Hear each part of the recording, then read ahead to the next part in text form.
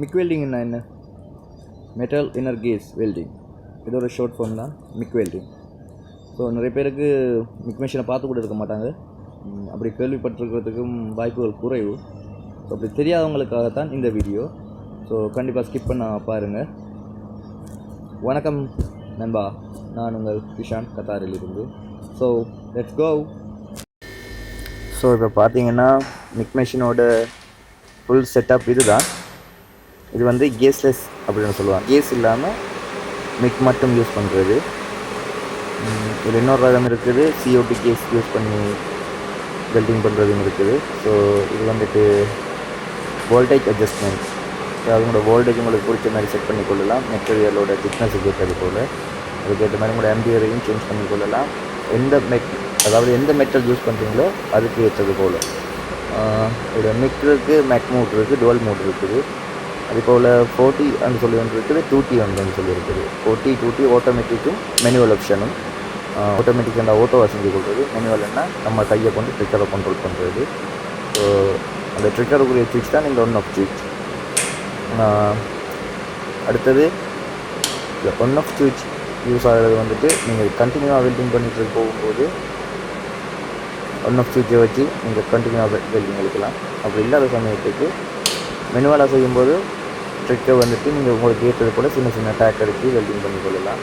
அதே போல் லாஸ்ட்டாக இருக்க 2 சுவிட்ச் வந்துட்டு உங்களோட கோர்ட்டுக்குரியது. அதாவது எந்த வெல்டிங் கோயில் யூஸ் பண்ணுறீங்களோ அந்த வெல்டிங் கோயிலோட திக்னஸுக்கு, அதாவது 1 மில்லி, 1.5 to 2.8 இந்த மாதிரி ஒவ்வொரு கோயில் இருக்குது, அதுக்கு ஏற்றது.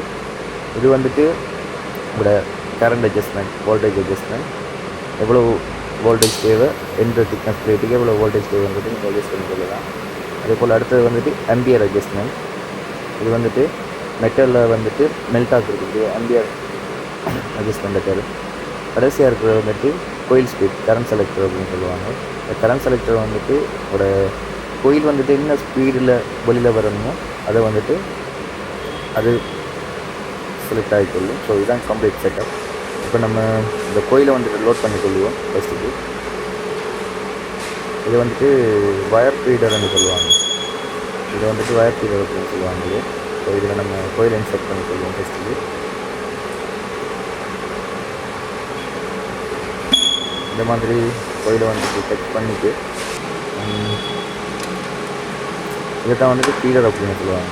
இந்த ஃபீடர் வந்துட்டு நம்ம ஒவ்வொரு முறை ஸ்டிக்கரை கிளிக் பண்ணி கொடுக்குற சமயத்தில் ரெட்டோட் ஆகி வந்து ரொட்டேஷன் மூலமாக கோயிலை வந்துட்டு வெளியில் தள்ளி நம்மளோட வெல்டிங் ஹோல்டர் கண்ணுக்குள்ளே கொடுக்கும். இது வந்துட்டு வெல்டிங் ஹோல்டரோட லைன். இந்த கேபிளில் வந்துட்டு 3 ஹோல்ஸ் இருக்கும். ஒன்று வந்துட்டு கேஸ் அவுட் பண்ணுறது. ஸோ இதுக்கு கேஸ் அவுட் இல்லை, அதனால் இதுக்கு அந்த ஹோல் வராது. அடுத்தது வந்துட்டு கோயிலை வந்துட்டு அவுட் பண்ணுற ஹோல். மற்றது ஓட்டோவோட ரிமோட் கண்ட்ரோல் அப்படின்னு சொல்லுவாங்க. இந்த கன்னில் இருக்கிற ட்ரிக்கரோட கண்ட்ரோலரும் இந்த லைனில் தான் இருக்குது. ஸோ இது வந்துட்டு கன்னோட ட்ரிக்கரை நம்ம ப்ரெஸ் பண்ணுற சமயத்தில் ஓட்டோவை ரொட்டேட் ஆகி கேபிள் மூலமாக இந்த கோயிலை வந்துட்டு வெளியில் தள்ளி கொடுக்கும். ஸோ சாம்பிளுக்கு நம்ம இப்போ ஒரு வெல்டிங் நினச்சி பார்க்கலாம்.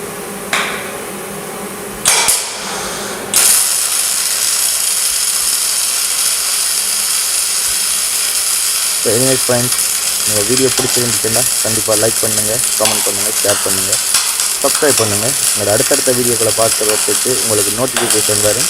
கண்டிப்பாக பெல் ஐக்கானை வந்துட்டு கிளிக் பண்ணுங்கள். தேங்க்யூ.